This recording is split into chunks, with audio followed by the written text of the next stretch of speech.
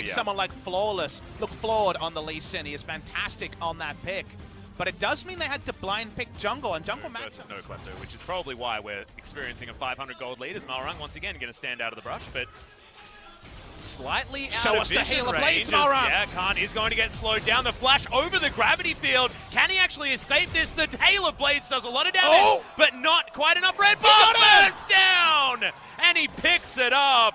Already had the Skirmisher's Saber, so the Smite was enough to help out. Go magic resist. So Sion is hurt the most. SKT, we already mentioned how bot lane was going to be a wash for them. How about Infernal Drake to get an extra advantage around there? Yeah, uncontested. SKT will just... Fans will be asking.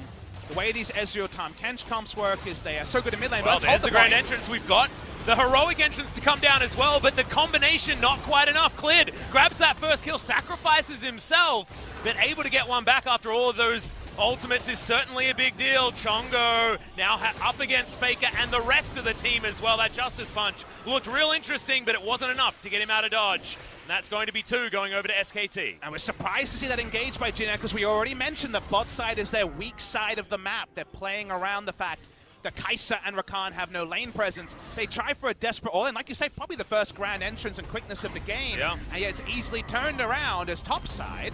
Well, Khan's the golden boy, and Linderung got made to look a little bit foolish. However, certainly still has a massive lead when it comes to the health bar. Khan can't get out of that one. Just a single charge on the decimating smash. Finishes him off, and Faker now just cleans up minions. Can't get onto the side. And he's not going to be that brick wall that's blocking 3 of the other members from doing damage. Of course, Teddy, a lot of mixed damage. However, most... Push a minion wave in and know it would push back, and inevitably.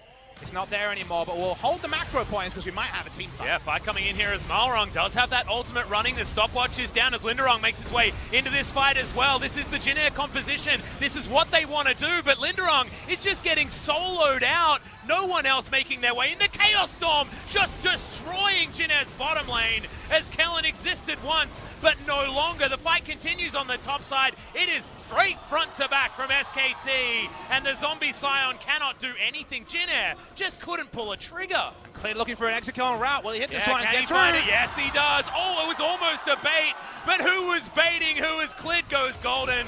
Linderung gets hit by the Q. Can he do it? Follows it through. He even gave Teddy the time to get the kill if he wanted to. Missed it. And then Clid able to follow up with a resonating strike. This game in low part. Yep. Second Dragon to come in here. Remember, SKT did manage to get the first perfect game. Hoping and living on a prayer. If you're this Jin Air comp, you got to fight sometime, and maybe that sometime is now. Yeah, I mean, he also feels pretty irrelevant at this point. His root, it gets almost blown up in one combo. That was disgusting, as now Linderung has to flash out because he thought it was the go button, but no, they don't have an AD carry for this fight. Now they don't have a Scion. He is definitely dead. Teddy pops over the wall once again.